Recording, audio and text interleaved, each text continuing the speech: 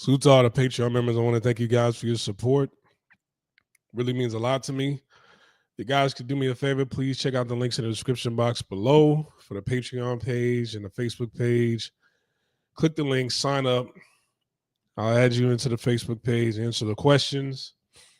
And let's get on with the video. So, calling all passport bros, especially the brothers out there. You see the thumbnail, the photo right here. I mean, it's the same on the thumbnail. You got a brother with a janky haircut, some BBs in his head, hasn't brushed it, looking real dusty. Represents a lot of y'all when y'all overseas. And I'm not judging because, when we're in Asia, we just don't run to get a haircut. And most people over there can't really get a haircut like that. So not too many thorough barbers over there, but it's all good. One of the good things about being overseas in Asia is even though black people might judge his haircut, other Asian people, they don't judge his haircut. They don't really know the difference. They don't know, like, okay, damn, somebody effed up your edge up, your edge, right? I don't know who your barber is, but that taper fade is looking real strugglish right now. Hit it with that razor pen, that razor knife. Buddy must have, had the shakes when he was edging up your head with the, you know what I'm saying? Like, just all the things you would say, all the slick things that black people say to each other when their haircut isn't really looking right. They don't really say that over there. So that's one of the good things about being in Asia. But, this photo right here, I think it's a good representation of how we see brothers dressed and their haircut, right?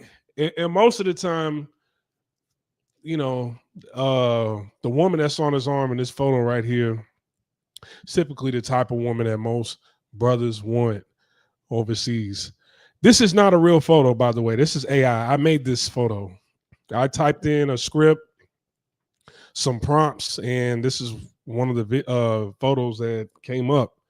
I decided to save it and upload it to the thumbnail. But is dating in Asia in 2025 worth it? And the answer is yes and no. All right. So I would say it's more so worth it for all. And you ain't got to be black to learn something from this video or to take something away from this video. You could be whatever race. So I would say it's more worth it if you're living in the UK, right? Anywhere in Europe, that region, because you're much closer to Asia. Or if you decided to relocate and move over there, I think it's, worth it if you're over there, right? It's a lot of guys working in Saudi Arabia. One of the guys from this channel, I forgot his name off the top of my head, but forgive me. He's living in Bahrain right now. So yeah, it would be much worth it for him to date an Asian woman. I got a homie right now that's living in Turkey.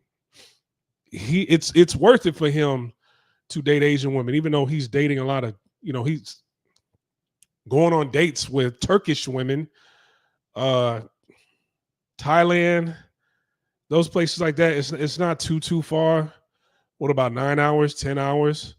Way better than me. It'll take over 24 hours for me to get to Thailand.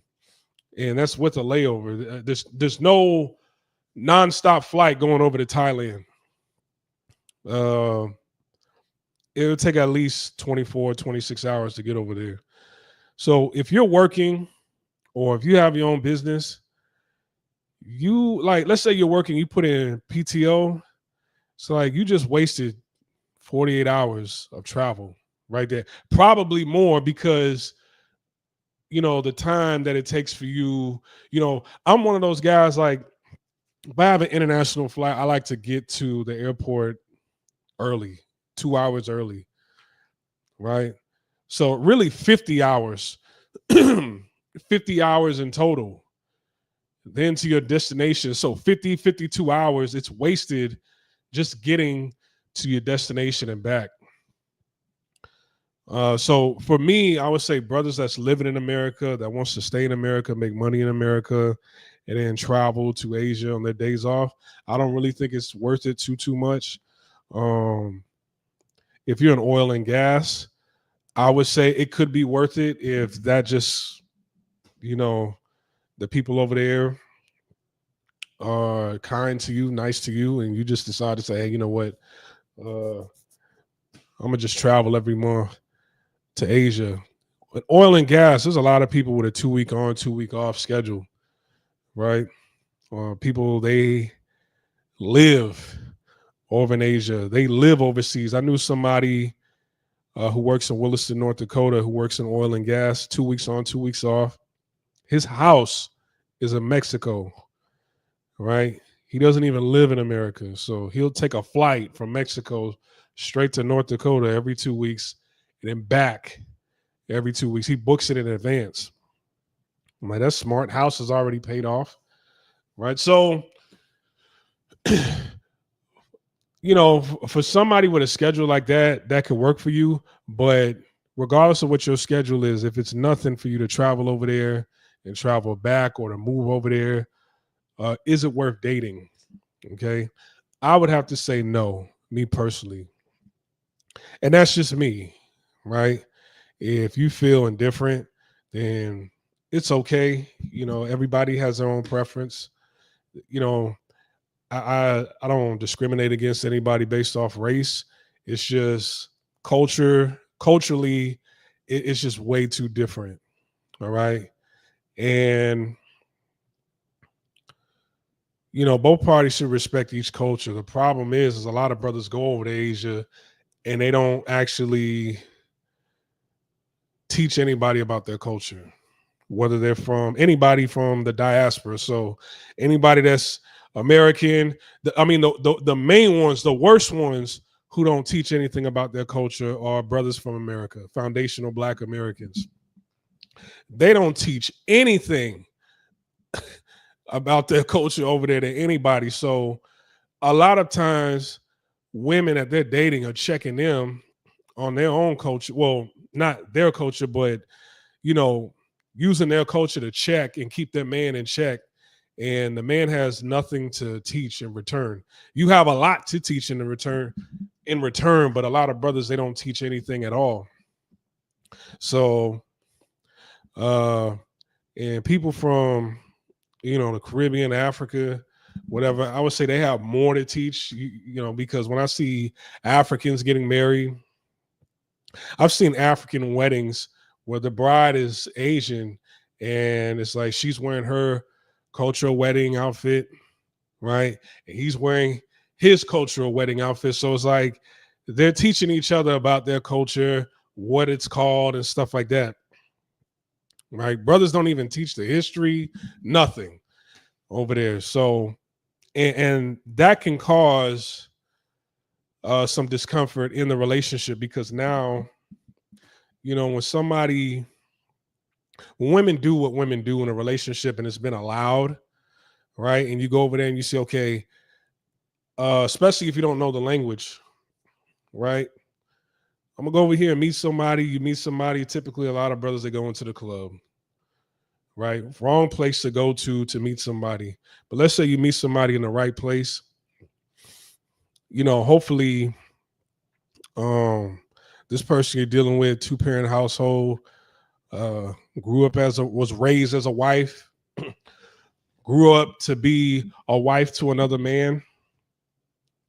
Hopefully those kind of women that are the type of women that you meet to where, y'all get married, have kids and so on and so forth. But there's a lot of guys who meet women in wrong places over in Asia. And so, typically ratchet women from different parts of Asia, they take on a more dominant role. I've met a lot of women.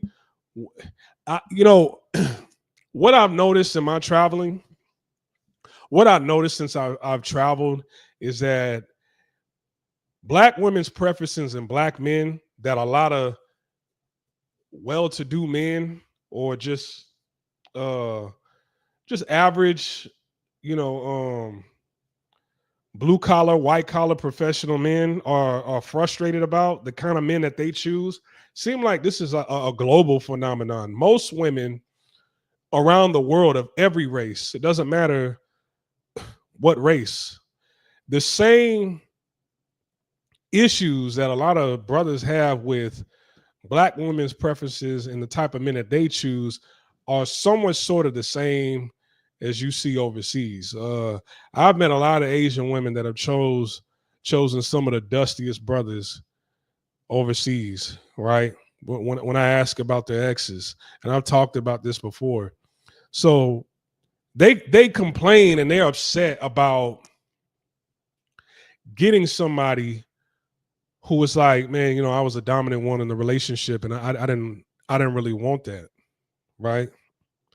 I didn't want to be the dominant one in the relationship. I didn't want to make all the decisions, this and the third. I wanted a black man who was a man, right?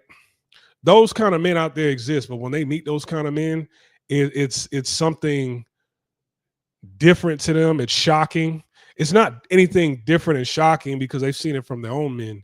But a black man who's dominant alpha in a relationship, most women they say they want that, and then when they get it, they hate it. They say they want it, and then when they get it, they hate it. It's like, I didn't sign up for this, right? There's a lot of pushback from that. So a lot of the dates where I would go on, it's like, hey man, these black ex-boyfriends that you have over here, whether they're Taiwanese, Thai, Japanese, Chinese, I'm like, hey man, that's not me. I like to make um,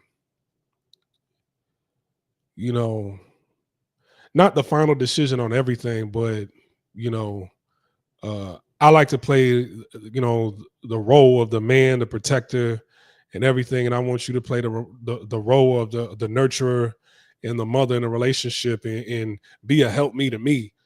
You see what I'm saying? Don't disrespect me. Don't disrespect me in front of the kids. And you know, uh, we both have a say so in a relationship, but I'm not one of these lames that you've dealt with from before. That's not me. So they tend to clash with that overseas. You feel me? So there's a lot of guys who are soft spoken and just kind of let women do what they do in a relationship over from what I've seen overseas. Is that everybody? No, but that's what I've seen. Cultures, they don't really. A lot of brothers don't teach their culture, and if you do, um, it's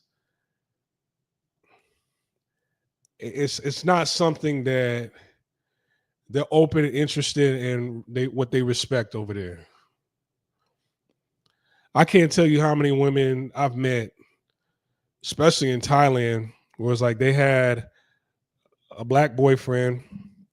Most of them were African, right? And they were like, "Oh, my ex, it didn't work out because it's just he cheated on me, and I'm so mad because he would always ask for money and I would give it to him. He would ask to borrow my car, I would let him, and then he'd cheat with other women in my car." And I'm just like, this sounds like the same script from a lot of sisters in America. And I'm like, there's plenty of brothers who don't act like this, but this is who they choose. So that was one of the frustrating things about dating in Asia was women, when they choose. Pookies is not a black woman thing. Pookies is a global issue, right? When they go black, they want somebody who is uh the submissive one in a relationship. The women wants to be the dominant one. They don't want a dominant black male figure over them. All right. Um Another issue is short attention span. I would say, all women around the world, they have a short attention span, but Women in Asia, they have the shortest attention span I've ever seen. For those that don't know, my name is Splashway Beats. I've either been living or traveling abroad for the last 16 years now, and 8 of those years I lived in Asia. And some of you might say, well, that was probably a long time ago. Things have probably changed now. No, I just left Asia in end of 2022, October 2022. So fairly recently. Things haven't changed that much. All right. I went through the Trump era overseas in Asia. I went through the Obama era overseas in Asia. I was overseas in Asia during the Biden administration, and it's going back to the Trump era. Man, I've been there fairly recently, so nothing much has changed that much. All right. All right. So, what was my next point? I don't have any notes in front of me. Working. Well, no, short attention span. That's right. Short attention span. I would say they have the shortest attention span because most of the time, most women over there, brothers aren't their first choice. Asian men are their first. Well, their own men is their first choice. Then maybe a different Asian nationality, somebody of a different Asian nationality as them who has money is a second choice. White man is third choice. Others is fourth choice. Black and Africans are the fifth choice, and Black Americans are the very last choice. All right. I know most of the people that listen right now are foundational Black American, or they were raised in America. I'm telling you right now, you are the very last choice in Asia, most of Asia, Southeast Asia. I would say maybe second to last. If I had to add a little sprinkle on top of it, because there's a lot of women over there, you know, they say other things about other races of people, really, you know, like East Indian or whatever. But Black Americans, you're the second to last. Like Africans, they choose them over you. And I don't have anything against anybody African or Caribbean, but they choose Africans over you because African, their cultural wise, it's like they have certain food, dances, music, right? Cultural garments that they wear, certain traditions that they carry on. It's kind of sort of the same thing as theirs. Whereas, like in America, no, when we get married, we wear a tuxedo. You know, it's more of like an American culture. So their culture, it's kind of, they can find similarities between both of their cultures. Salute to questions answered. Have we finally realized women taking accountability is a problem? Oh, that's another day. Damn, Africans over Black Americans? Yes, Ozzy. That's surprising. What about Indian men? No, a lot of women, they don't typically go for Indian men. Now, working women, they'll go for Indian men because they pay. A lot of Indian men, and you know, the Indian men that I've met overseas in Asia, they've been cool with me. I don't have an issue.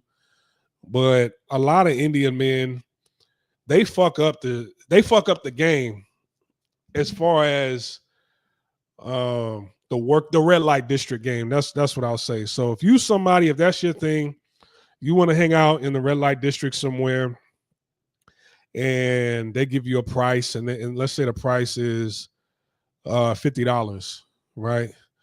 An Indian man is gonna come through with $200.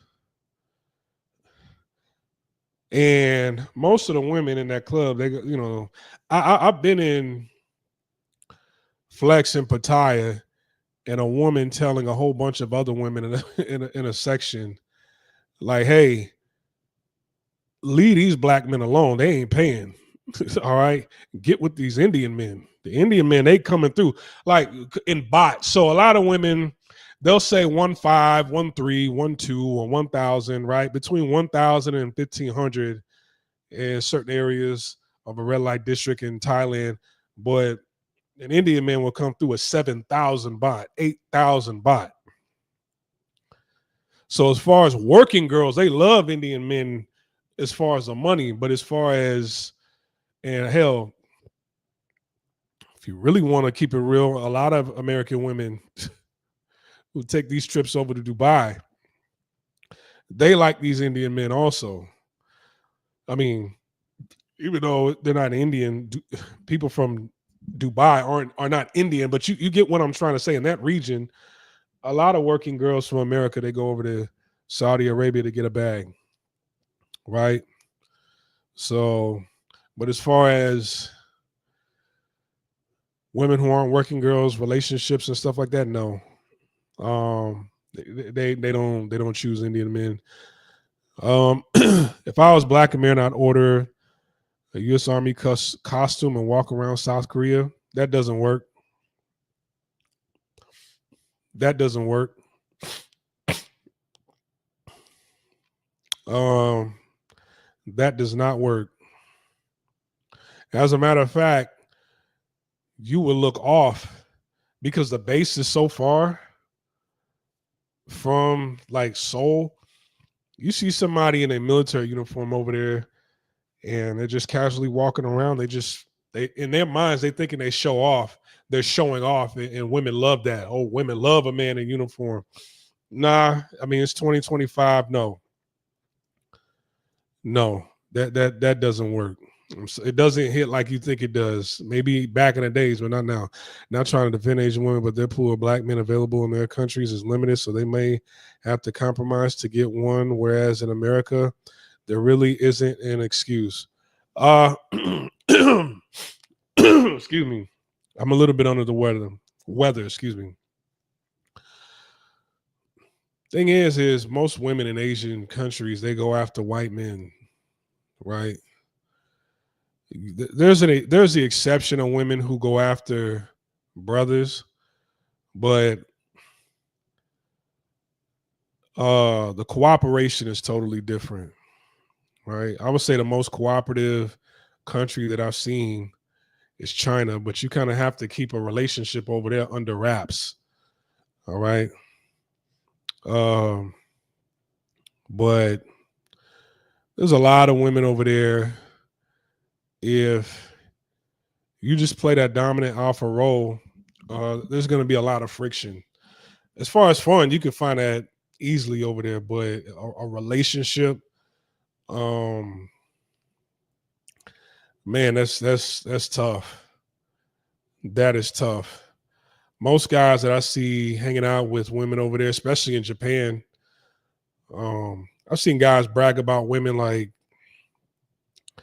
man, when I be walking around with her, even Japanese men, they stop and stare. They get jealous that I'm with such a cute woman or whatever. And everybody in the chat room is like, man, that shit got miles on her. She a hoe. I mean, that shit can teach the wind how to blow, right? So they end up finding out the hard way that they've been with everybody's chick. I've seen that happen dozens of times in Japan, right? Or you kind of wish somebody who just has a weird attitude problem, right? Talking slick. I met women who have came my way.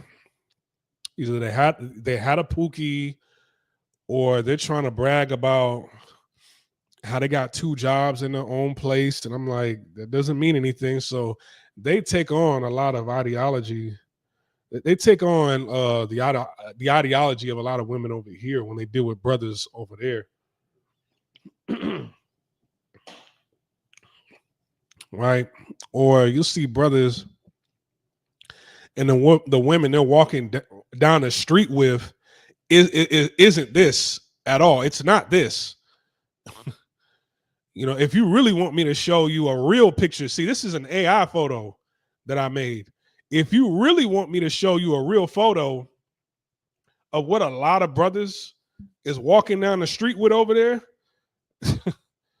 the build is going to be totally different, right? This woman's going to be built like throw a shirt over this with some legs and brown hair.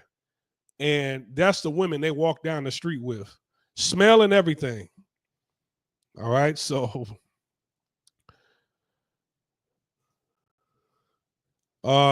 Asian women on TikTok is cooked though. It's cooked those who were passport bros and 20 were the lucky ones. It's true now they are cooked. No, the lucky ones were from the 90s, the 80s and the 90s. Those were the lucky ones. I might get him on this show. Well, I might get him on this channel one day. His name is, I don't know if he wants his real name out there, but he's a brother from Canada. He's originally from Saskatchewan. And he's 50. He's 57 now. And he told me about Asian women in the 80s and the 90s. And let me tell you, the stories were insane. What he experienced over there, I didn't get to experience. I'd rather travel to Detroit and get me a streetwalker. There's a lot of cute women in Michigan. I think a lot of brothers sleep on Michigan women. Some of the cutest women are from Michigan. It's $5 and some pizza. And don't get caught by an actual service member. Yeah. They go after white men because they can dominate them. No, that's not what it is. That's not why. They go after a lot of white men because they see who's in power and they can have a white mixed baby, right? Especially in a place like Japan. If they date foreigners, they go after white, but a lot of them, there's white worshiping over there, but it's like they don't. A lot of women don't want to get with a white man over in Japan, right? A lot of them typically they want their own men. They want Japanese children. Whereas like in more like poor countries, they worship a lot of white men over there, but they actually want to, have children with a white guy, right? And that's kind of their meal ticket. Just like that TikToker I did a live stream about a few weeks ago. Two young kids. He ended up, bringing her over to America, getting her papers and everything. Then she was about to have her third one. She's pregnant now, as he said. And she wants to divorce him and either stay in America or they might go back. But I think he said they want to go back to the Philippines. But those kids, they can easily put them in front of a TV. Well, I mean, I guess we don't watch entertainment from TV anymore, but you get what I'm trying to say. They'll plaster their face, different advertisement and everything. Companies will pay them top dollar. They'll pay the family top dollar to use the face of their child. I saw that all the time in Thailand. As far as Asian women goes, in my free time, I see brothers not all over the internet and social media freak out about not being the primary choice. I don't think that's any. I never freaked out about it because, a lot of Asian women, they kind of play the long game. And there's some women that get with white guys and they stay with them. Their parents are up there in age and, they raise their kids. Some guys have horror stories, right? You've heard me talk about it on this platform. But with brothers, it's typically a lot of women, especially if y'all stay in Asia, they stay with the man because it's like to have black kids around and not have your support, your rock, your man who's bringing in financial support, to not have him around, to just break up with him and get rid of him and toss him to the side like that. No, to raise children on your own without the man over in Asia, that is not smart at all. Salute to Matthew for the $9.99 super sticker. I appreciate it. Thank you very much. Yeah, I heard the best time for black men in Japan was the 90s up until the early 2000s. Yeah, totally different. Totally different. If I ever bring him on this platform, the homie from Canada, he told me some things that it's like it would sound crazy if I told you. It would sound crazy, the stories and the things that he experienced and what he came up with in his mind, but he hasn't been there in a long time. Everything were better. Everything were better in the 80s and 90s. That's not fair. I just had a conversation with a friend of mine earlier this morning about that. How things were better. Hell, things were better just 20 years ago.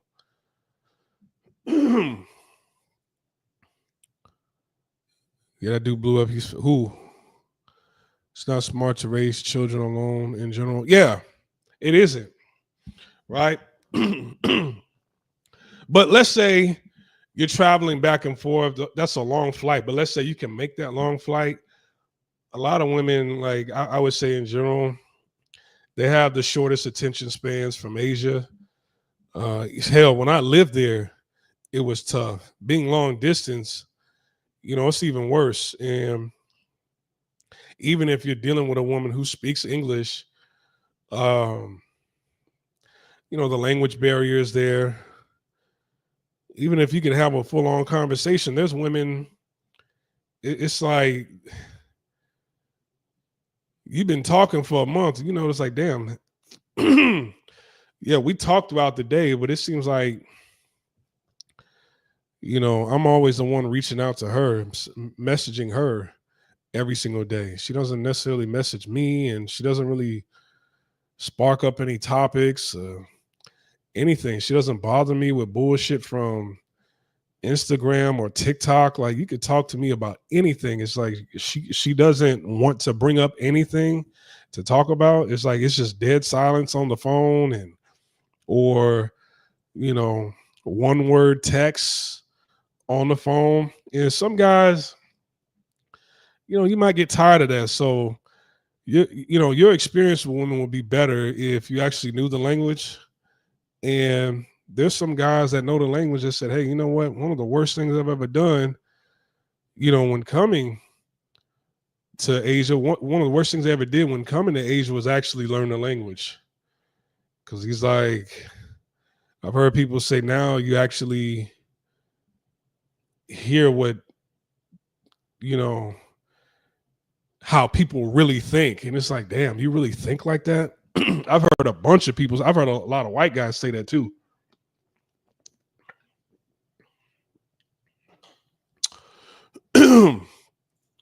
I've heard 70% of black household in U.S. is single mother household is cook. Question and answers, where are you from?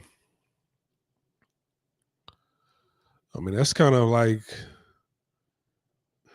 that's a stat that everybody in America knows. So it sounds like you're not from America. Are you from the UK somewhere? Where are you from? Usually people that say that, or they say it like that, they're not from America. You from like Canada or Australia or New Zealand or somewhere in Europe. Where are you from?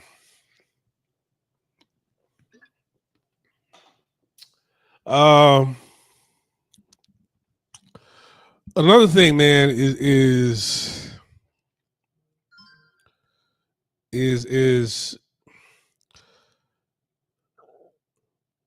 you booking your flight. You booking your man, who the hell is this?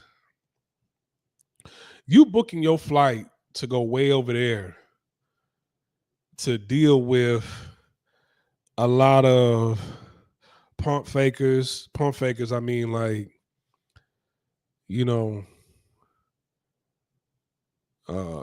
women that'll ghost you the next day. You don't hear from them ever again. Y'all talk a day, a couple of days, you don't hear from them again. Or y'all supposed to go out on a date. She don't show up.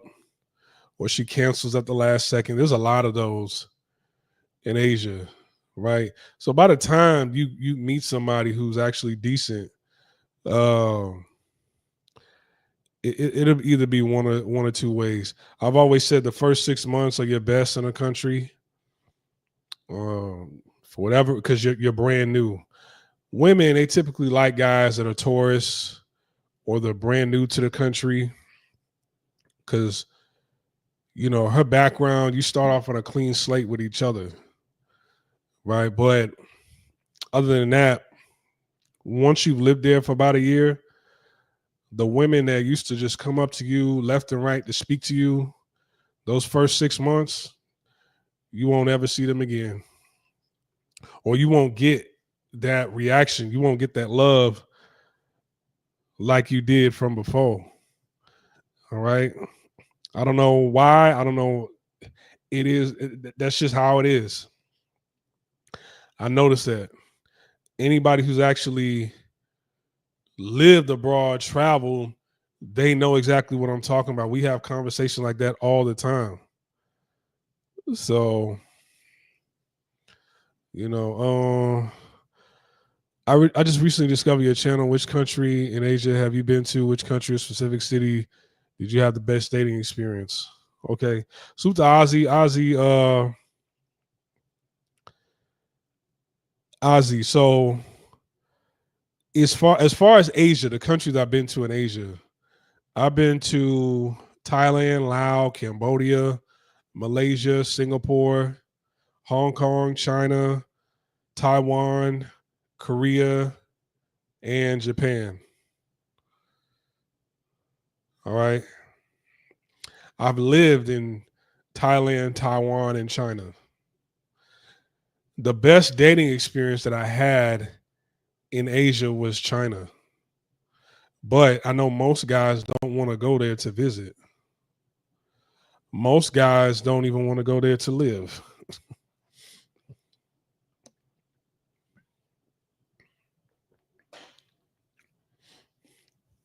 No, answer the question.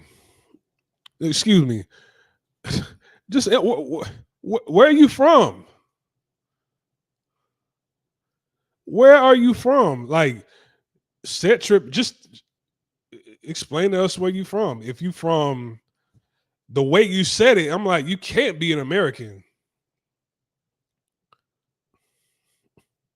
You can't be from America. So I'm like, hey, tell us where you from. So yeah, my best experience was China. I lived in Beijing, China. Some of the prettiest women I've ever seen in Asia were in China. Japanese women, to me, they're overrated, right? So if you want to experience Japanese women, go for it. But to me, they're overrated. Chinese women are very underrated. In China, they're very underrated.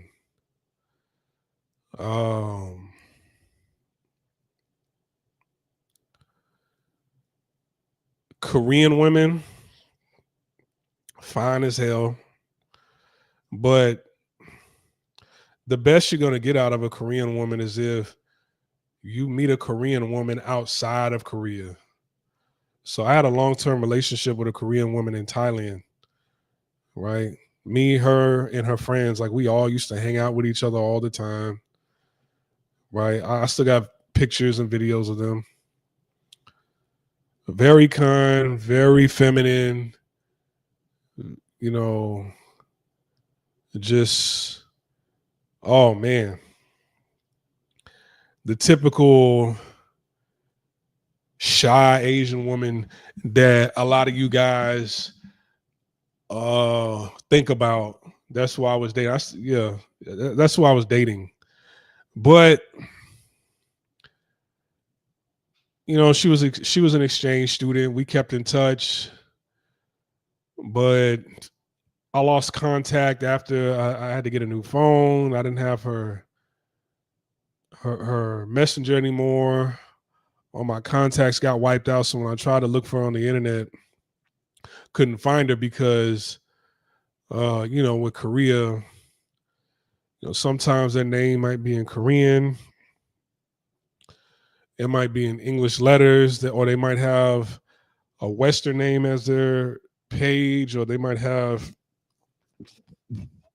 just like a nickname, screen name that they have. It's so I couldn't find her. So that was all over after a year. But and then she approached me when I was in Thailand. All right. So some women, you have the best relationships with them if you're in one country and then she comes from a different country, because they don't have their community judging them or saying little slick shit to them every single day. Right.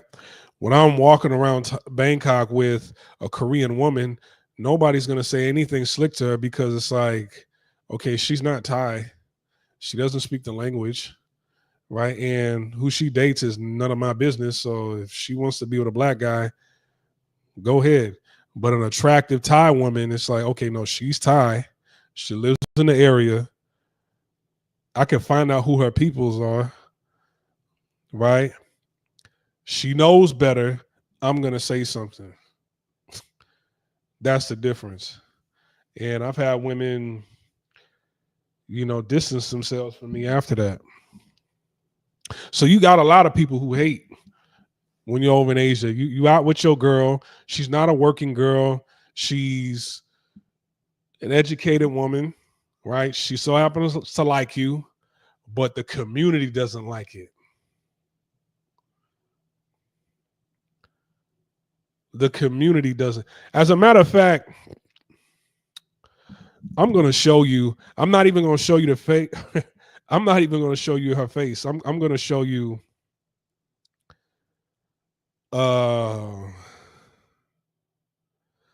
on. Actually,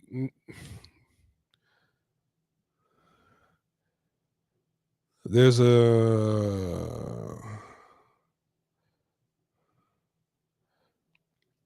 want to show you like her. It doesn't show her face, but it shows her body. Okay. Oh, I still got that photo on my phone of. Oh, okay. Y'all might. I got a picture of her on the beach. Okay, damn, I can't even find it in my phone right now. But anyways, I want to show y'all who I was walking around Bangkok with.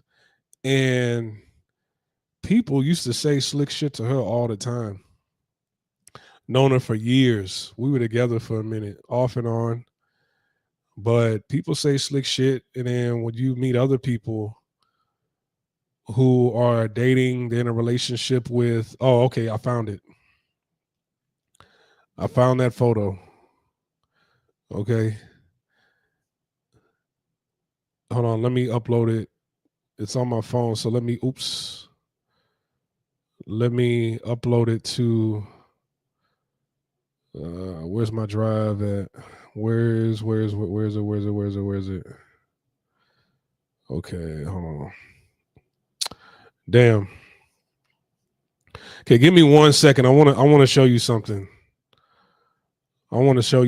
Because you might find something decent over in a country in Asia, and a woman might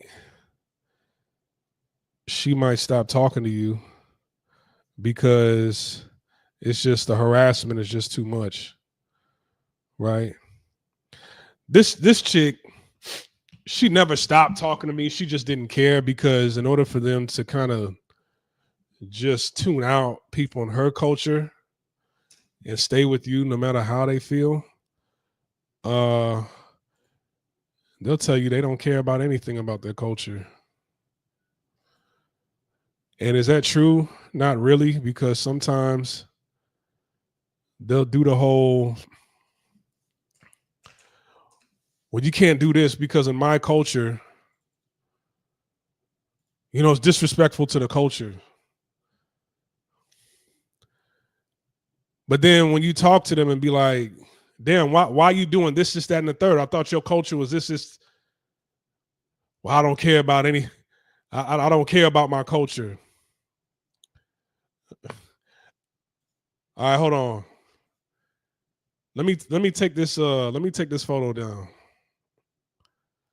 Let me take this. Okay. So this person right here, hold on, let me move it. This person right here, all right. I dated her for years in Thailand. I met her in 2016. I actually spoke to her a couple of days ago.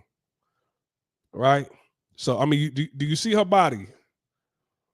So I was walking around with that for years in Thailand, and people left and right will have little slick shit to say about us.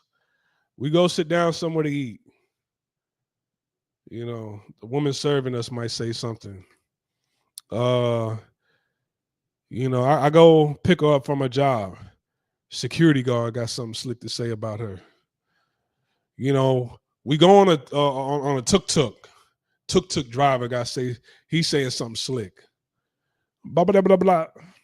And then when we get out, the tuk-tuk, she was like, that guy, he said, why black? Why are you with somebody black, right? She used to tell me all the time, but she only wanted me.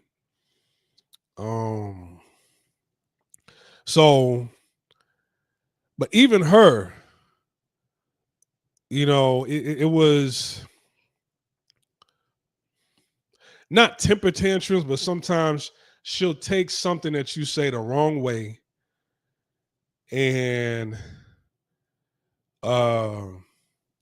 it's like she'll look for something to just argue with you about. You know, typical woman shit that a lot of women do. You didn't say anything slick. You just having a conversation or whatever, thinking everything is good, and then she'll find something to complain about something you said, and it wasn't anything disrespectful. And then she'll make an argument about it, and then me, I'll tell her, hey man, calm that shit down. I don't know where the fuck you got that shit from. Calm that shit down. Relax, right? Watch your mouth and knock it the fuck off. And then she'll block me. I don't hear from her for like 2 months. Then she want to come back or whatever. That's how our relationship was. And I just, you know, but I've known her for almost a decade now. She's like that. That's a recent photo of her. That's like a couple months ago. All right. So, not showing you her face. But that's what I was walking around with in Thailand. So you got women who aren't really as mentally strong as her, and they'll have something slick to say about the both of y'all, and then they start to distance themselves from you, just like, I don't want to go through this no more. They don't really have nothing to say when they're with a white guy. They almost praise when they get with a white guy. But somebody black, it's like, why black, right? Now, my girl was obese, right? They wouldn't care.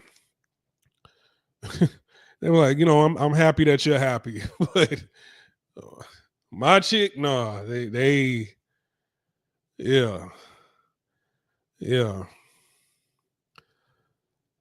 Russian spy said, I'm proud of you, Splashy, with a hug emoji. Yeah.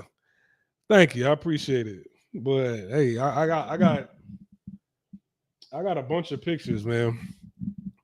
When I was out in Asia, I was either with a baddie or I was walking by myself. You ain't never see me with nothing average at all. All right.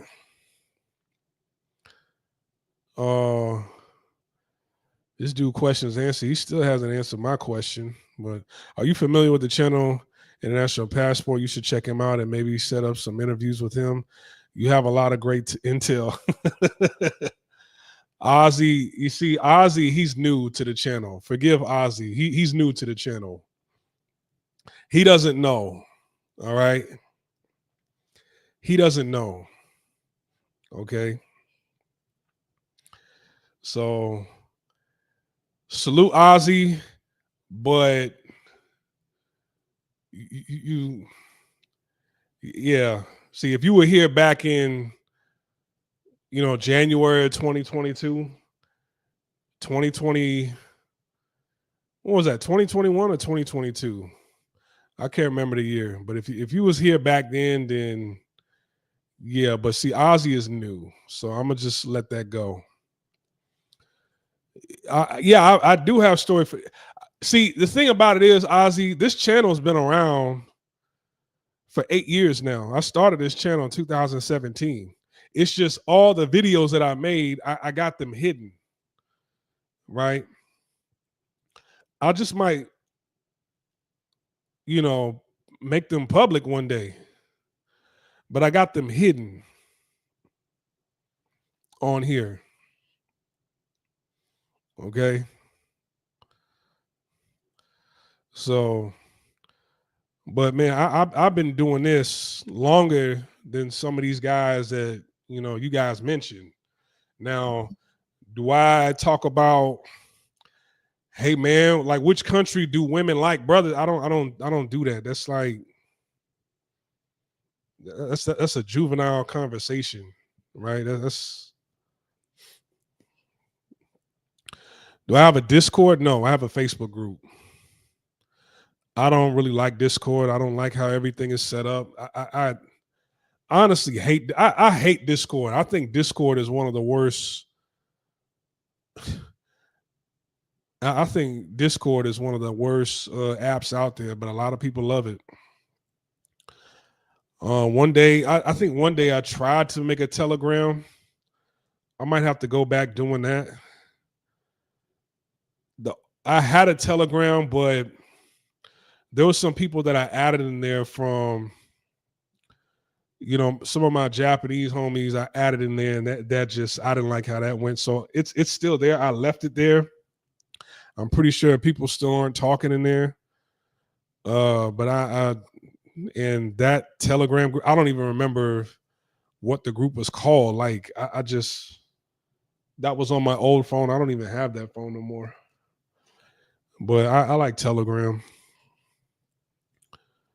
That's my principle. If you're dealing with a woman from anti-black culture, she can't be average. This ensures she actually worth dealing with. Yeah, man. Like I've been preaching that for years, but when I was over in Asia, I seen a lot of brothers walking down the street with some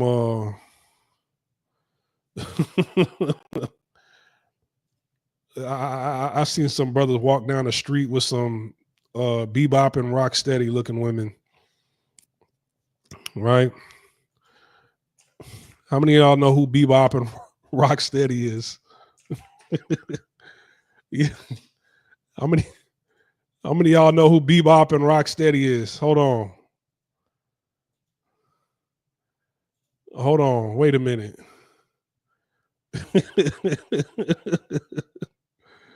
Hold on. Oh, wait a minute. When I was over in Asia, hey, I seen a lot of brothers walk down the street with this. I seen a lot of brothers walk down the street with women that look like that in Asia.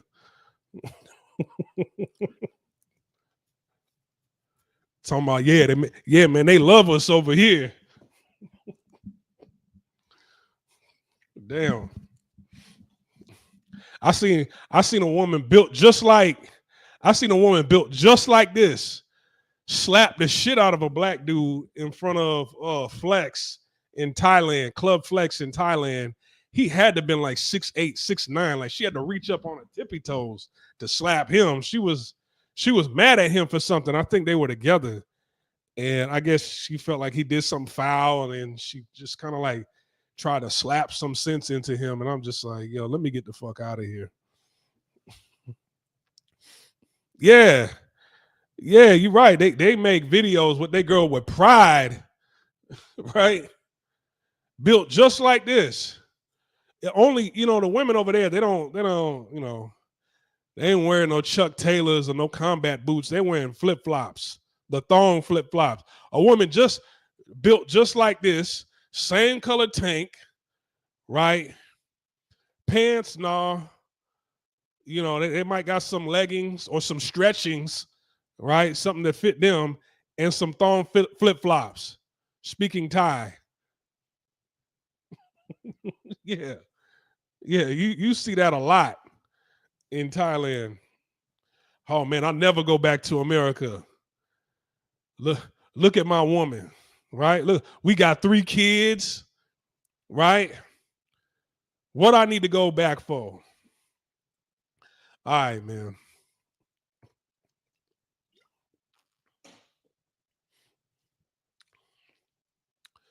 Your girl built like Bebop and Rocksteady, bragging about what you're able to pull over over in an Asian country. Hold on real quick. I'm trying to bring this back up. It's not okay. Yeah, I like that photo. That's a much better looking photo right there. That's what we aim. You see, Asia. Asia is a place where you take your girl to, right? You take your woman to Macau. You take your woman to Hong Kong. You take your woman to Taiwan. Japan, Korea, and you have memories with your woman in these countries. There are attractive women in these countries, but to get this image right here, no, you don't see brothers. This, for those of you who are late, this is an AI photo. This image is AI right here. This image right here is AI. So it's not even a real photo. On average, you don't see this, right?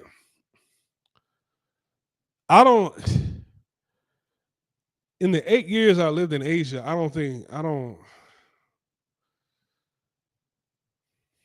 man, you see that girl that I just took off the photo earlier, that I took off the screen earlier, she used to be built like her.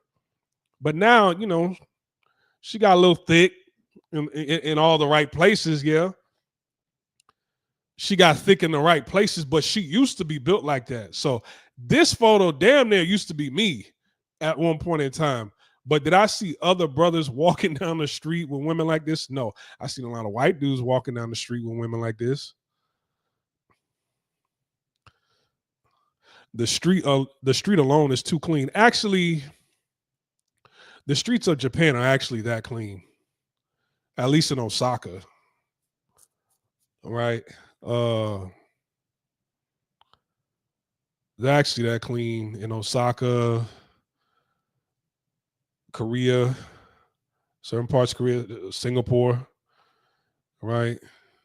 Japan, the streets are actually that clean. But to be honest, this photo right here, this woman right here, I never even saw anybody who looked that good when I was in Osaka. Granted, I wasn't there that long, but I didn't really see a head turner like that in Japan when I was there. Right? I didn't see a head turner. I saw one who I'm like, okay, damn, that's one chick that actually looks pretty decent. But she was with a guy who looked like, he has some money in his pocket.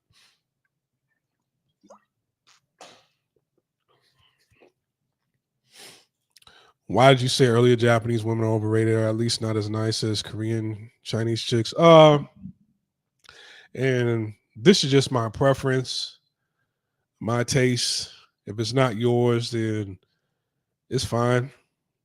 I'm not here to say anything negative or disparaging remarks. Maybe that was the wrong thing to say. All right. They're just not my type. They're not like this photo right here. You would assume, even though it's AI, you think, okay, most Japanese women over there look like that. No, they don't. All right. No, they don't. I'll just say them head turners, you see head turners in Korea. Motherfucker, I was spinning my head around like Jim Carrey in The Mask when I was in Seoul, South Korea. I'm like, damn. Right? The one I say the baddest chick I ever seen in my life in Asia. The baddest chick I saw in Asia was in Hong Kong. Right? She was walking with a white dude, and she looked exactly like like the cartoon version of Laura Croft from Tomb Raider. That's how bad she was. That's how bad. Like I followed behind them. She was so bad. You see what I'm saying? She with a dude. They walking hand in hand, and they walk past me. I'm like, damn, no, hold on. I'm gonna follow them together, but I'm gonna keep my distance. But I gotta, I had to like I had to take a photographic memory. I had to get a better look at her. That's how fine she was. That's how fine she was. Like she looked better than Angelina Jolie playing Laura Croft in Tomb Raider in Hong Kong. That's how fine she was. Right. But I didn't see anybody that fine in Japan. I was just like, oh, okay. Korea is like everywhere I went, there was, oh, shit. Them women over in Korea, and they stack too. Right? Chinese women, they stack. They got bodies over there where it's like you hop on the bus will drive past an intersection. You see something that bad on the intersection, you tell the hey man, stop the bus. I need to get off now. Fuck it, I'll be late. I need to get a better look. That's how bad some of them women were in China and Korea. Japan, I didn't really see that. I never had that reaction in China, in Japan. Never had it. I dated a Vietnamese physician assistant that looks similar to that. Yep. Oh man, why didn't you get her pregnant? Just pay the child support, Matthew. Pay the child support.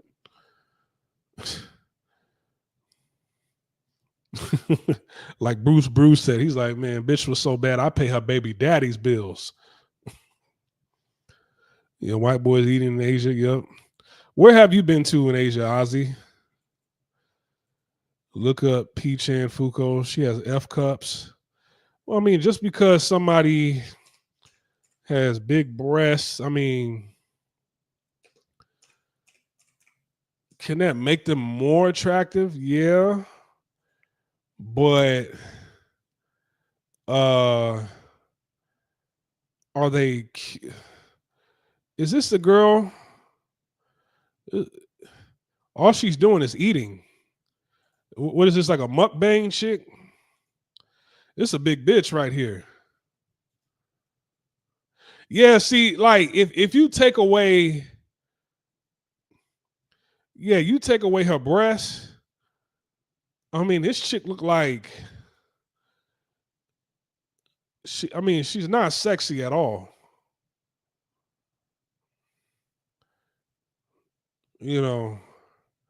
But see, that's the thing. Like if you take, like, let's say she was flat chested, it'd just be like, okay, that's just, I walked past that all day, every day when I was in Japan. It was just like, yeah, I'm cool. I'm good. Don't Korean women got a lot of work done? Yeah, well, everybody gets work done in Korea. Hell, not just Korea. A lot of everybody gets work done all throughout Asia. Men too. And certain countries, they get what they can afford. So men and women, they get a lot of work done. How was Osaka? I heard it's light work. They're very friendly. I didn't talk to that many people. Well, there was a girl who approached me but she was very awkward. She was trying to holler at me, Japanese chick. But I mean, she was cool. The staff at the hotel was cool. And then when I was ordering food at different places, they were cool. But I would say the friendliest, which they didn't start off the friendliest. They started off the worst, and then they over a short period of time they became extra friendly. Was Korea. Korea was like everywhere I went, you know, they wanted to get to know me. They weren't trying to like touch me or rub my skin or nothing like that. They just genuinely like would stop and have conversations with me. It was Korea. China has the highest density of attractive women in Asia, but it's not the best country to live in. Exactly. EB is actually is exactly correct right here. I need to screenshot this comment right here. He's absolutely correct. Those women are so bad in China. Some of them, I didn't even know they were Chinese. They look Latina, built like Latinas too. And I'm like, damn, where you from? She's like, I'm from China. I was like, oh shit.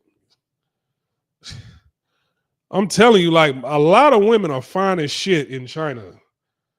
Like they see one of my homies, he said, no, I would never go to China because he looks at the Chinese diving team in the Olympics and think they're, he's like, nah, hell no, I don't. I'm like, no, most women in China don't look like the Chinese diving team in the Olympics. Most women in China are fine as shit.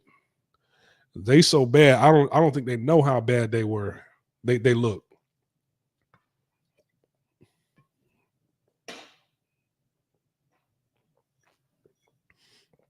And they got body too. Because they be walking all day.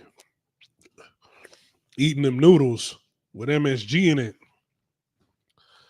I knew this one chick, she you remember that era when black women used to wear the tight black leather pants with the high heels?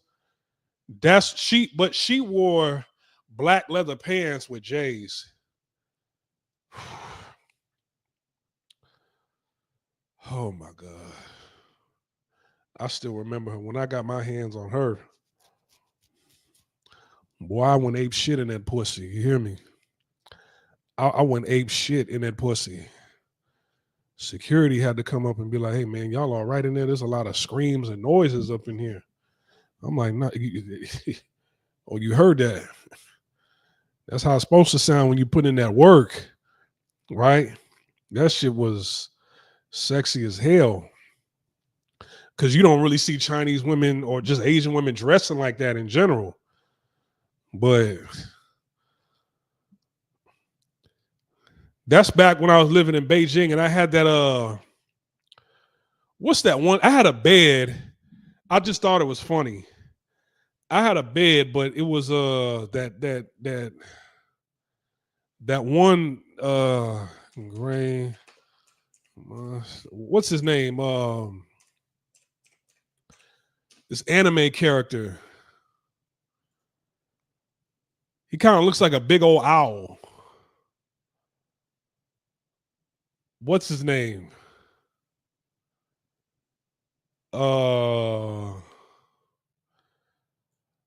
What's that big gray owl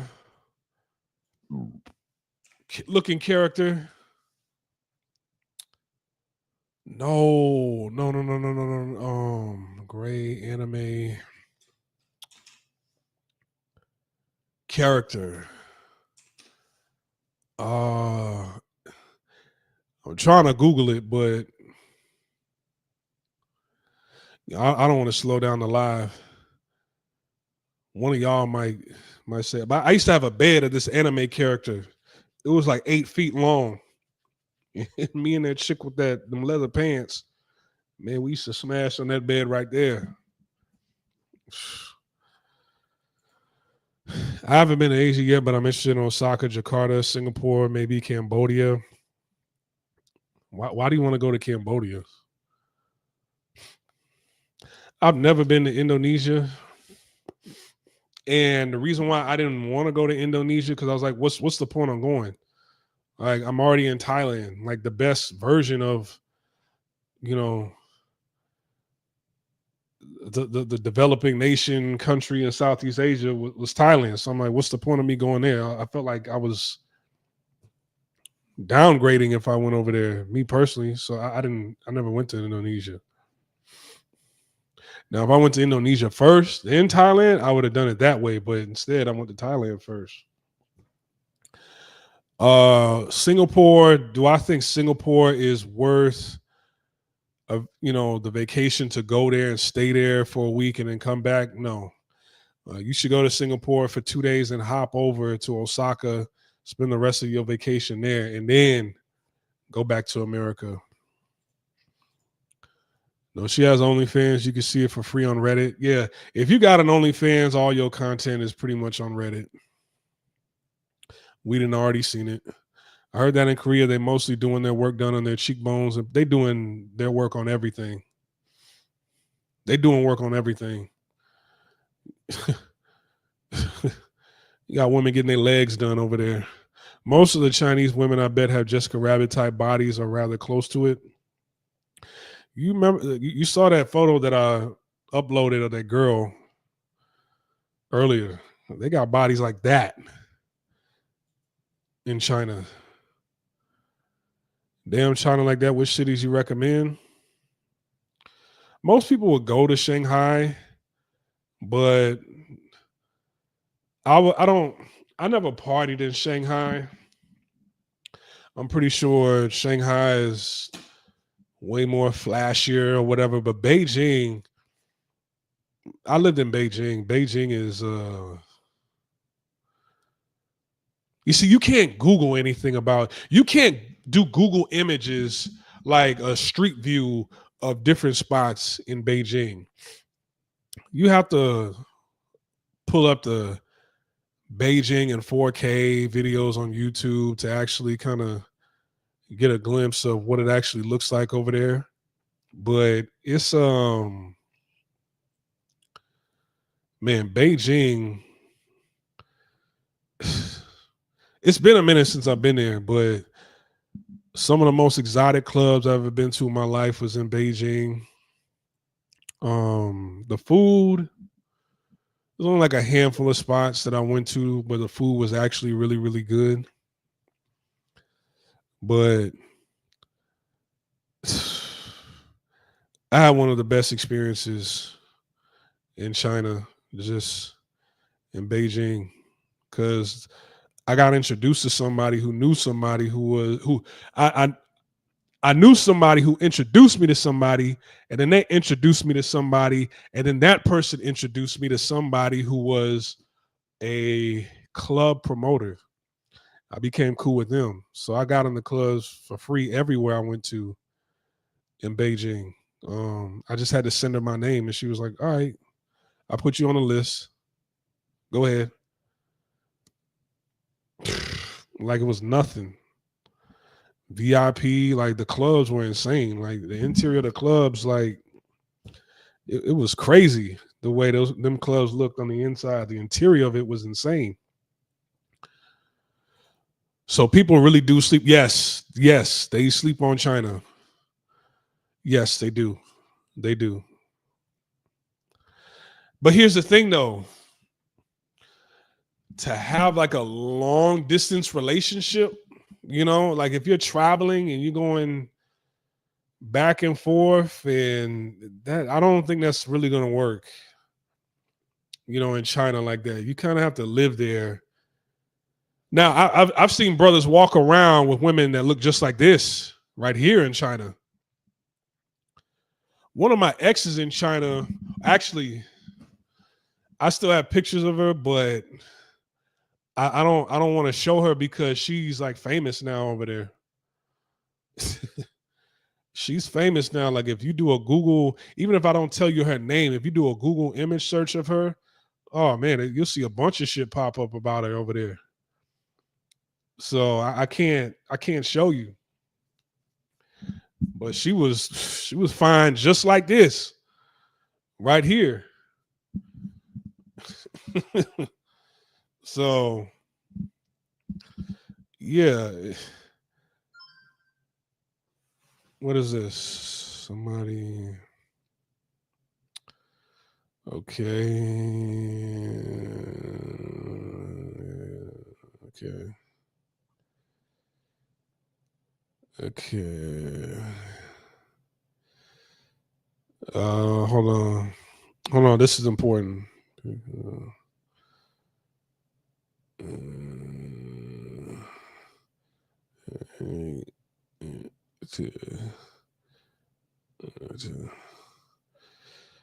All right, my bad. That was important. Yeah, a lot of people sleep on China, but having a long distance relationship with somebody in China, I don't know how that would work. Because they're not using most of the apps over there aren't even they're not most of the Western apps and Western websites they're blocked in China. So you would have to download one of their apps in order to use it to stay in communication with her. You have to download like WeChat. Everybody has WeChat over there, but that long distance thing, I don't know. I don't know. Larry J. Fly, Splash, have you been to Vietnam? If so, what's your opinion? I've never been to Vietnam. For whatever reason, I was just in Thailand. I just didn't really see a point on going. I almost went there to work, but I went to Taiwan instead. Taiwan, I didn't realize some of you guys have been around since I've been living since I was. Some of you guys have been around long enough since I was living in Thailand. Not Thailand.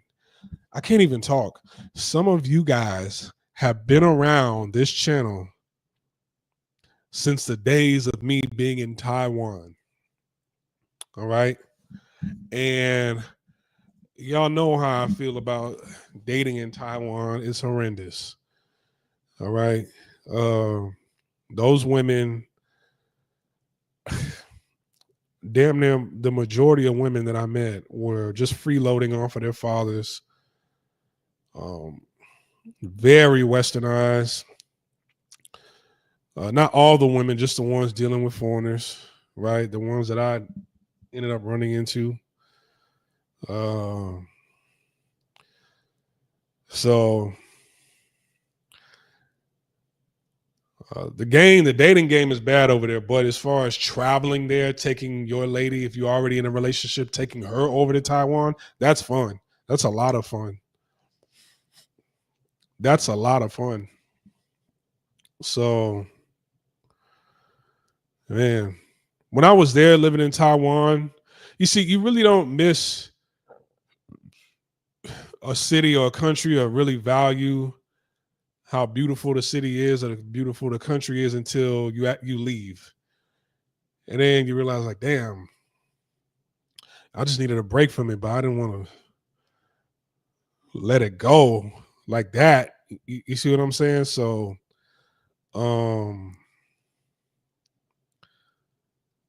Taiwan is one of them places where you take your lady on a vacation to go over to Taiwan. It's a lot of fun. I miss it a lot.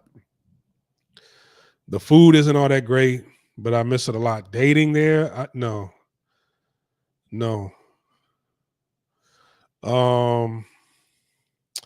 I don't even know if they got like a red light district like that over there. For you guys that just want to walk around town with a chick, I don't even know if they got that over there like that. They got a couple of websites, I guess.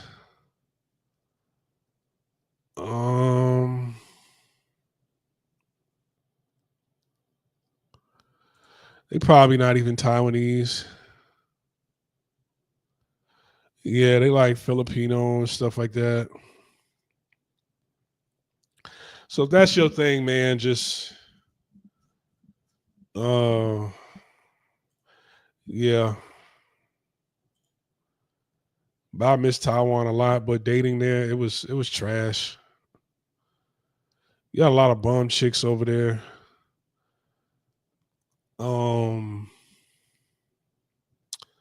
And the ones that I met, it seemed like damn near all of them, just still living with their parents, not really trying to work more than part time.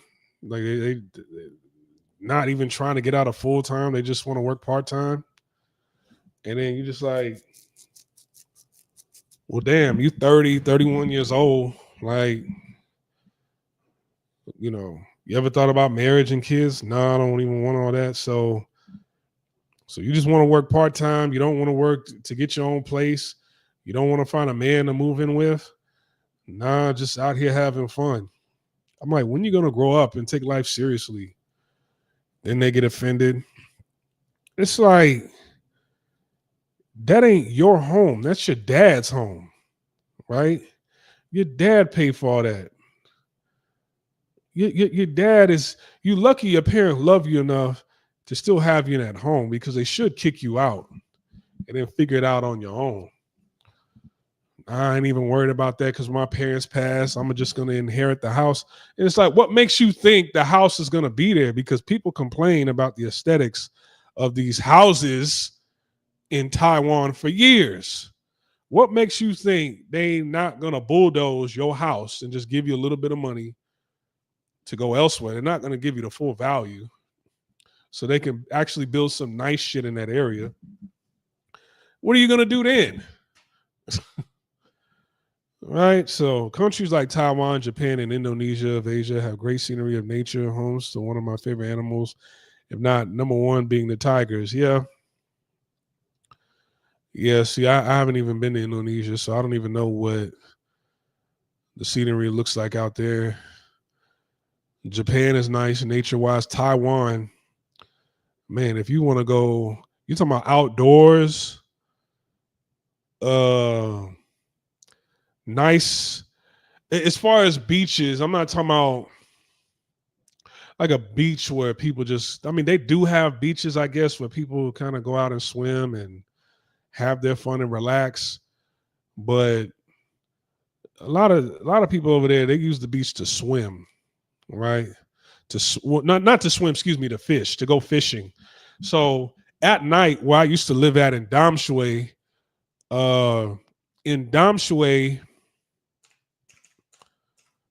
they would, like, that pier over there would be full with guys at night fishing. Hold on. Where's that? I think, is it here? Okay. Let me.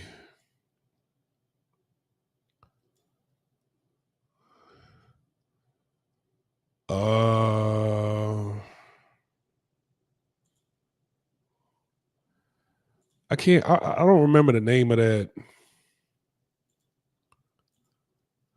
I don't remember the name of that strip that everybody would walk along at night.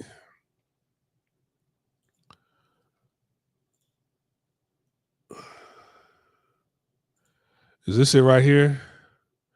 I think this is it. So let me show you. It's a good date spot also if you meet a woman in the area. But, this is what I'm talking about right here. I used to live up the street from here.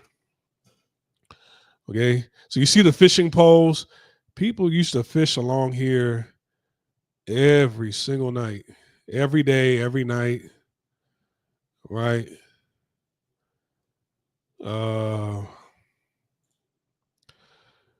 Taiwan has really nice parks. Taipei Metropolitan Park is really, really nice. I don't remember seeing that, but you see in the background, in the distance, people are fishing. Right. People used to go windsurfing all the time in the summertime. Best time to go to Taiwan is like during Christmas in December when they got that big tree downtown, New Year's for the fireworks, and the summertime. You see, don't go in February. Airports are going to be atrocious, right? But yeah, I used to live right up the street from here. I had an ocean view from my spot. For those of y'all that remember, um, I did plenty of walkthrough videos in Taiwan, and I showed you what the condos look like in the area I lived in. Very, very nice. Right. I ride a motorbike through the mountains. Right. I've driven my motorbike through this bridge right here. But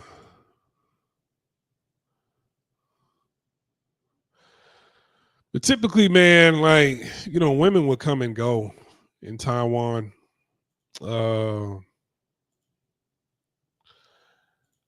think it's a decent place to visit, right? And you got to be with somebody to experience all this. If you go there by yourself thinking, you could meet a woman anywhere. But if you go by yourself thinking you finna strike gold and meet a woman like this, no. Her mind ain't right over in Taiwan. But at least you can communicate with her long distance. Like, she could use Western apps.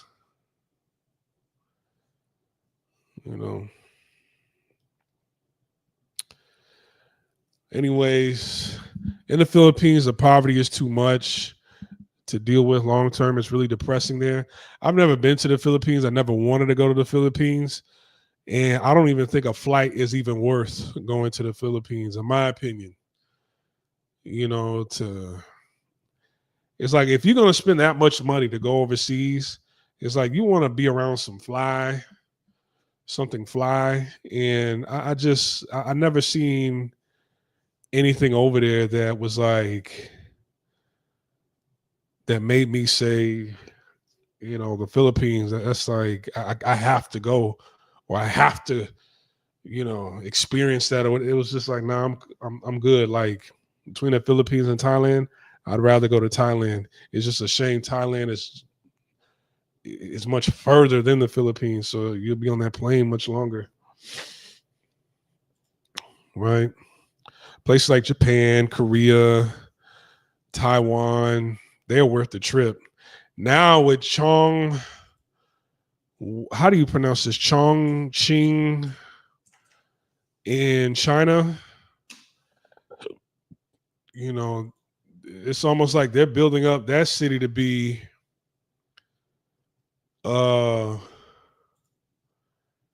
they're building up that city to be the next like destination spot for China. I think they're trying to get some tourism happening with, hold on, let me show you. They call it the Cyberpunk City. This is what Chongqing looks like in China. I've seen a lot of dope photos and videos of this place in China. So,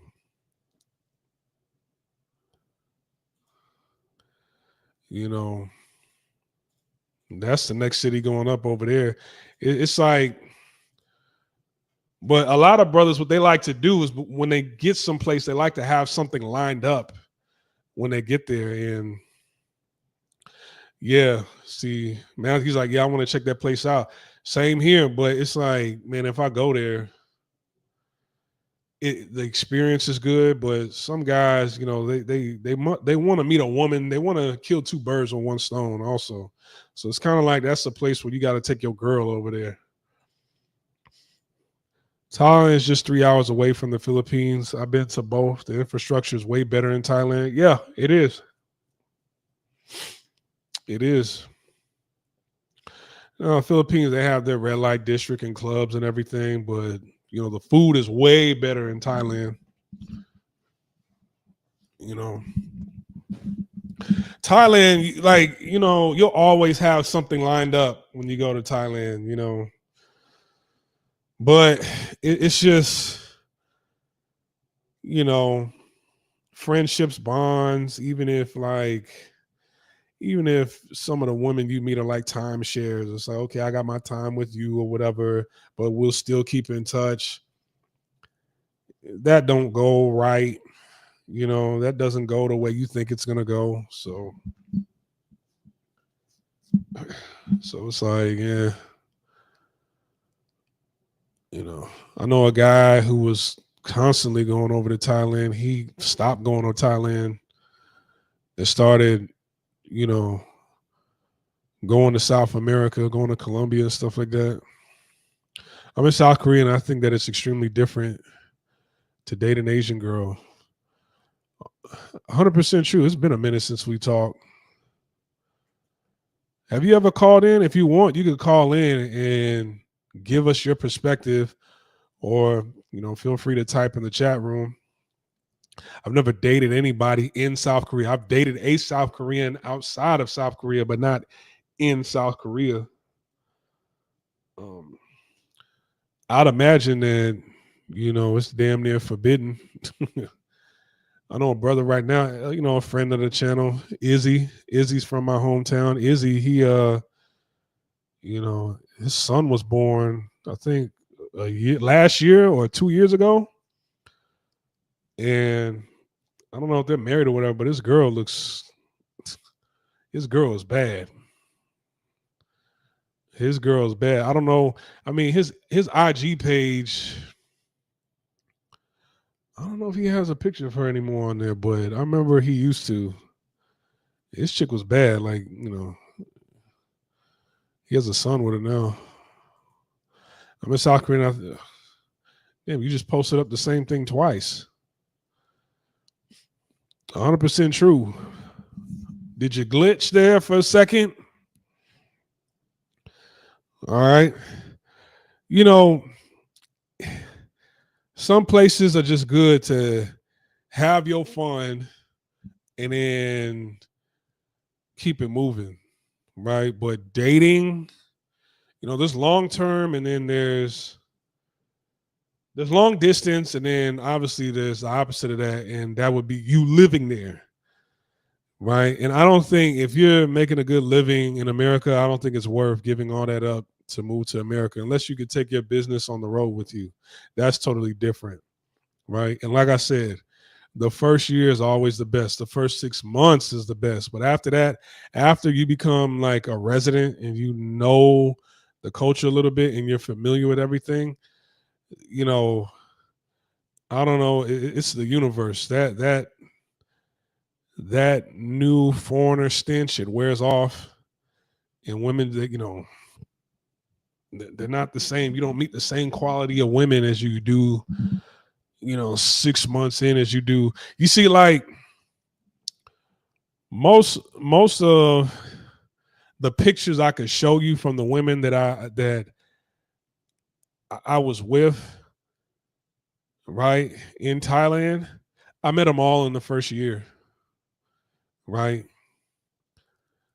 I remember their looks. One of the chicks that I used to, I don't think I have a picture of her anymore. I got one picture of her.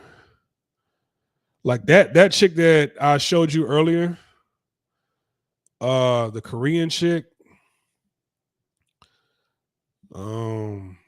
This other bad Thai chick that I used to mess with. This other bad Thai chick that I also used to mess with, that was a news anchor on the television. Then there was another bad. This one chick, she used to work at the grocery store in Ekman, fine as hell. And there was another chick, she was like, working at MAC Cosmetics in Siam, Paragon Mall, fine as hell. I met them all in the first year, 2016, the first year in Thailand, in Bangkok, excuse me. I met them all in Bangkok the first year. 2017, I mean, I'm still holding on to those relationships, but just cold approaching women and trying to find women of quality like them. Uh, nah, I haven't been able to find them. I haven't. I didn't meet those same quality of women in 2017, 18, 19, 20, 21, 22. Didn't see them. It was rough after that. But those women that I met in 2016, I could still hit up each and every one of them to this day and have a conversation with them. Like the chick who worked at MAC Cosmetics, the other chick that worked at the grocery store, the chick that I just uh, showed up on the screen earlier. I've literally talked to them, all of them, within the last month. I've had a conversation with each and every one of them in the last month. And, I first met them back in 2016. But see, if I message them, do they always answer? The other chicks, see the picture that I showed you earlier, I can message her right now and she'll answer. But the other ones, it's like they just kind of message me back or pick up my calls whenever they feel like it. It can go, months can go by. I don't hear from them. So it's like, because I'm not there. You see what I'm saying? I'm not there. And if you're not going back as often, then hey man, life goes on.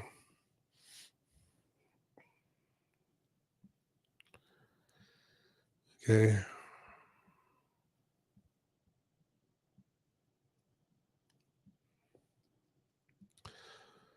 What else y'all want me to answer? It's at the end of the day, it's your personal preference. Long distance, hey, I think Asia is just a place where you bring your girl over there and you explore with each other. You create memories over there with your girl, right? Create those memories and live it up. Having best places to have women lined up and meet them when you get there: Philippines, Thailand,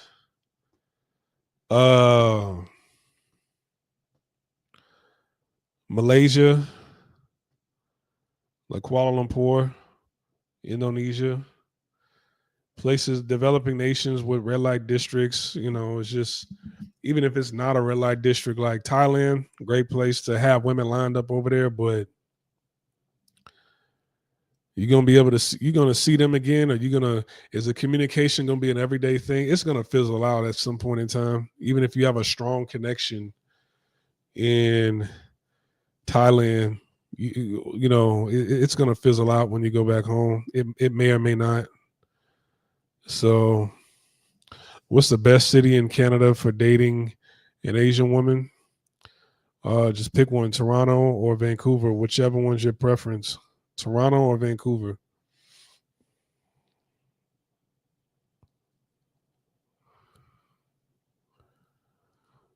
Okay.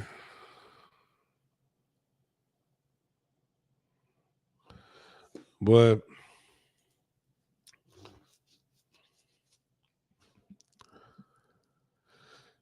then if things go good, right? Let's say you do move over to a country in Asia, or you do keep that long distance. Let's say things, one step to the next, right? You take things to the next level. It's like you don't want to be some long distance father, right? So you're either gonna live over there, and you're not able to make money on the internet, then you're not gonna make as much over there. I mean, you can provide for your family, but it's not gonna be a lot. It's not gonna be what you're used to. So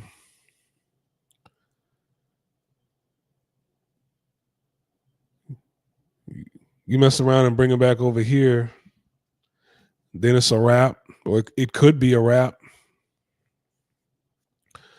But I've always said a good woman over there is a good woman anywhere, right? Doesn't matter where you take them. If she's a good woman, she's gonna be a good woman to you anywhere. But unfortunately, they that's a diamond in the rough today. So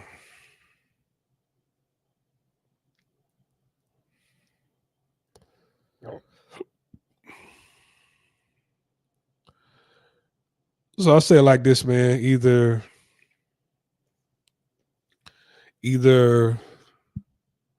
you can find anybody anywhere, and there's always the exception. You might meet somebody somewhere, you two hit it off, everything goes extremely well, and she might set it up for you to come over, right? Let's say you go to Japan, you meet somebody over there, the connection is very, very, very strong, and she might be like, "Hey, you know what? Like, I got to set it up where you could do this, that, and the third over here in Japan. So whenever you're ready, just come on over." I've met guys who had that where they just like, man, I moved over to Japan with my girl, but they met them in Canada or they met them in America, and then they just went back together.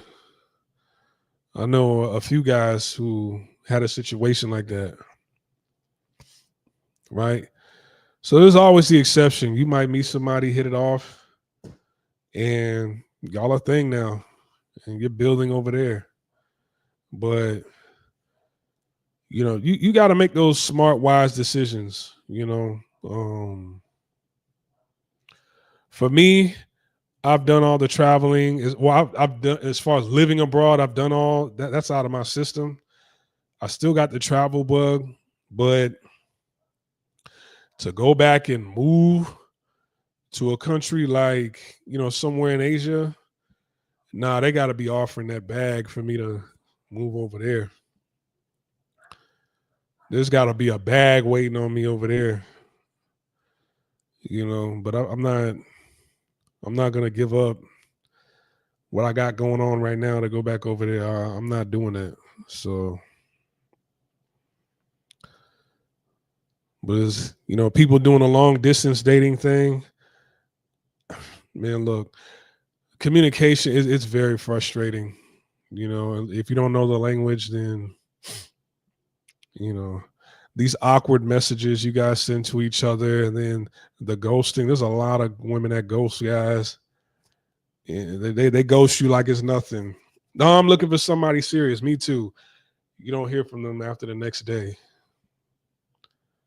You know, there's a lot of ghosting. So, but you can meet somebody anywhere. I would say, hey man, if you want to do some sort of long distance dating, you know, meet somebody as close as possible. Like, somebody who's only 2, 3 hours, 4 hours away, and you could be there on your days off, right? You could be there monthly. You could be there twice a month, depending on your situation.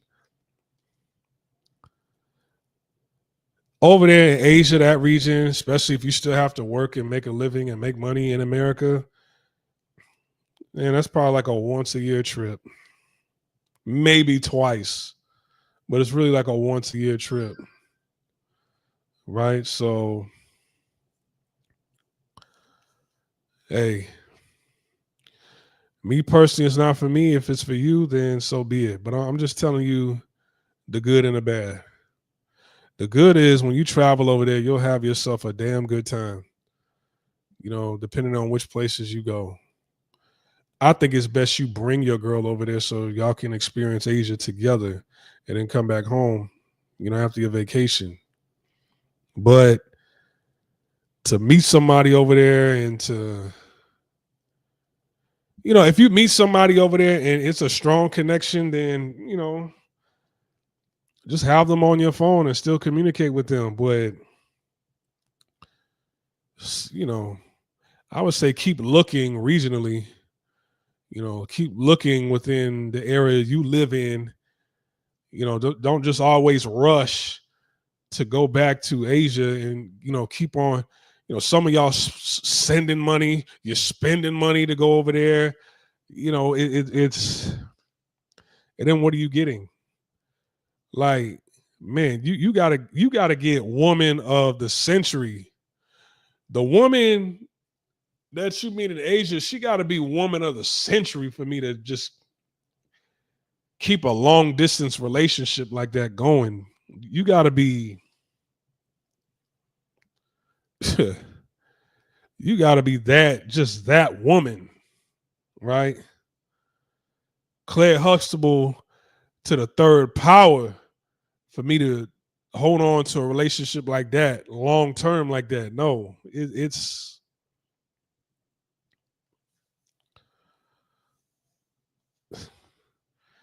because for you to meet up with a chick, y'all have a good connection, y'all mess around, and she's like westernized, and it's like, all right, look, man, we had our fun. I might visit again next year. Other than that, like, you know, I went there with the intentions of having a good time or whatever, right? And I ended up meeting you, and we had a good connection. But look here, like, I ain't finna chase you over there. So if I show back up, I'll show back up. If not, hey, it is what it is. I'm telling you, like, you know, I would say me and dating women over there, it's just the vibe it didn't really mesh like that.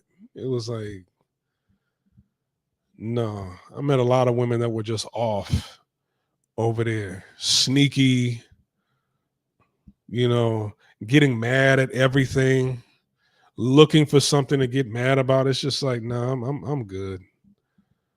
I'm cool. All right.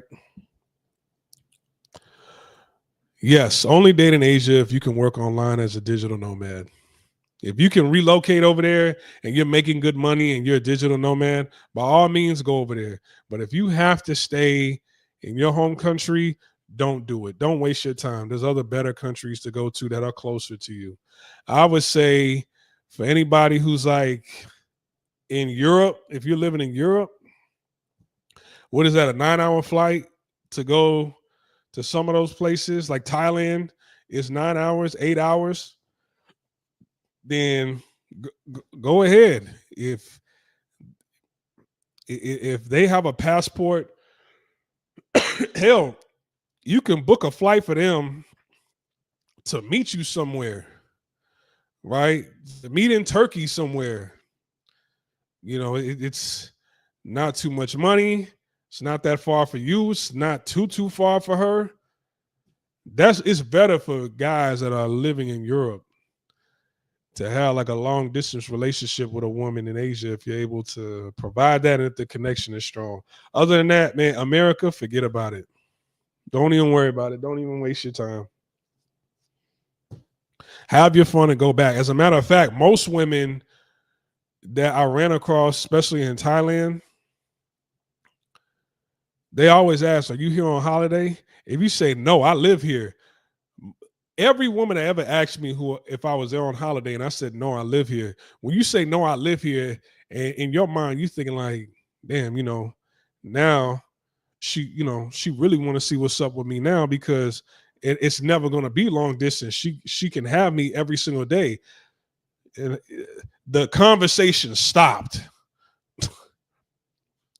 And that's just not me. There's a bunch of guys who said the same thing. The look on their face when you say, nah, I live here, it's just, oh, okay, nah, never mind.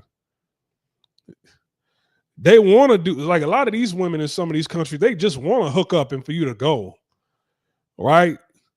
Because just like that girl, the picture of the girl I showed you earlier, it's not going to be, every day when a bunch of people have something to say about y'all's relationship or situation, like why are you with him? You're only going to be there for a week. I don't have to take you in the neighborhood I live in. I could take you somewhere on the other side of town, have a good time. Nobody knows me over there. They can say what they want, and then I could go back home and you could go back home. And if you come back, hit me up. Right? So, other than that, man, take dating out of your vocabulary when you go to Asia if you're not trying to relocate over there as a digital nomad. I wouldn't even go over there as an English teacher. It's not worth it. In my opinion, it's really not worth it.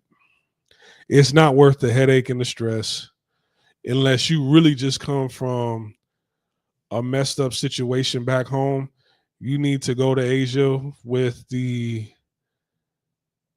your intentions need to be like, hey man, I need to figure it out from here. Right? You know, learn coding. There was a lot of guys when I was doing the office sharing shit in Taiwan. There was a lot of guys in there doing coding, right? You know, so learn that, or if you do go over there, you're not a digital nomad, become one when you get over there. Never stop learning. So a lot of guys that get too comfortable when they get over to Asia, and then all they do is just teach because it's easy. And then you're getting your little money that you're making from there every day, stressed out from kids, parents complaining about you. Man, get rid of that stress in your life. Be the best you can be, and unlock your potential. When you go over there, don't go over there just to be an English teacher, because let me tell you, it's not fun. All right. Did I answer everybody's question? We've been on here almost 2 hours. Did I answer everybody's question? Does anybody else have any other question on here?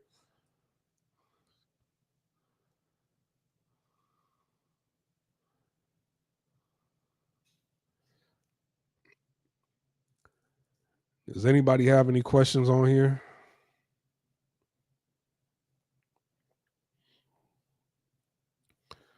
Man, let me tell you, dude, for those that don't know, I might not have all my videos up unhidden.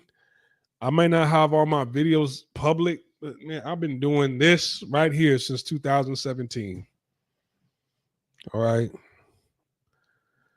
2017, and I'm still doing it.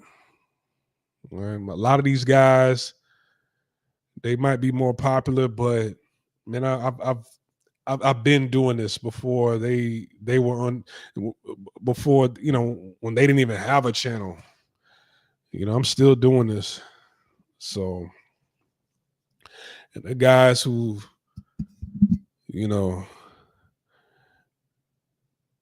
they had videos that went viral back in like 2008, 2009, and then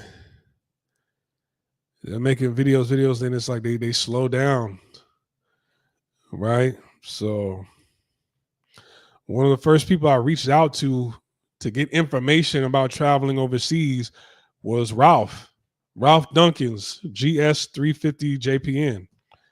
I reached out to him on Facebook. And so he answered some questions, but the way he answered it, it was like when I didn't hang my hat on it because it just sounded, too.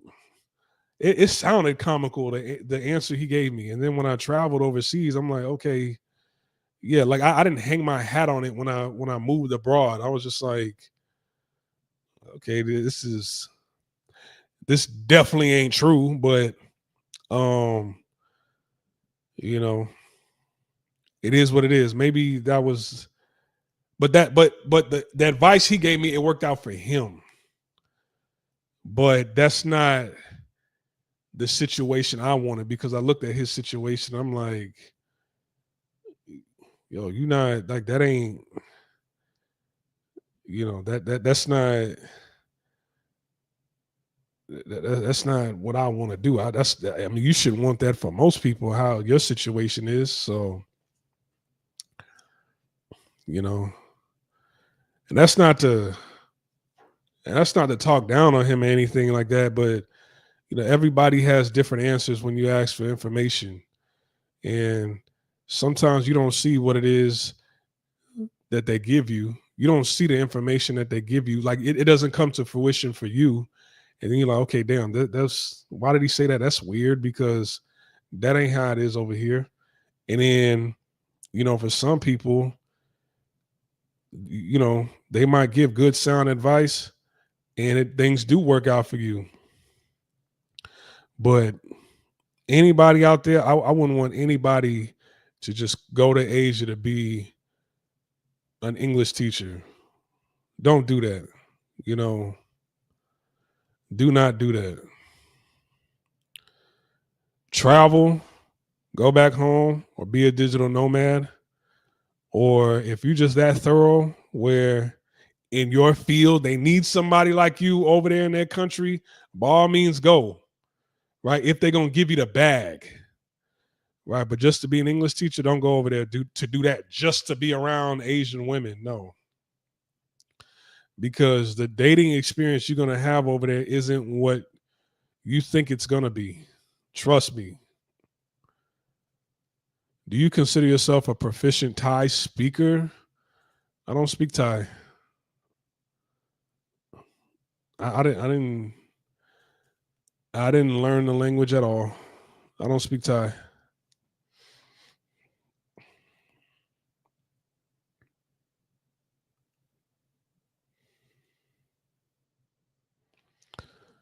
Didn't bother to try to learn that language at all.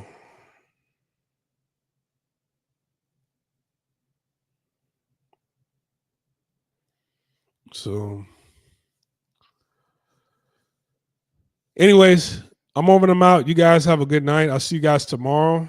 Stay safe. I'm going to make a video for the Patreon members tomorrow. I know it's been a minute since I made a video for you guys, but I'm going to make a video for the Patreon members tomorrow. So I'm over them out. You guys take care. Check out the links in the description box below for the Patreon page and the Facebook page. I'm over them out. Peace. See you tomorrow.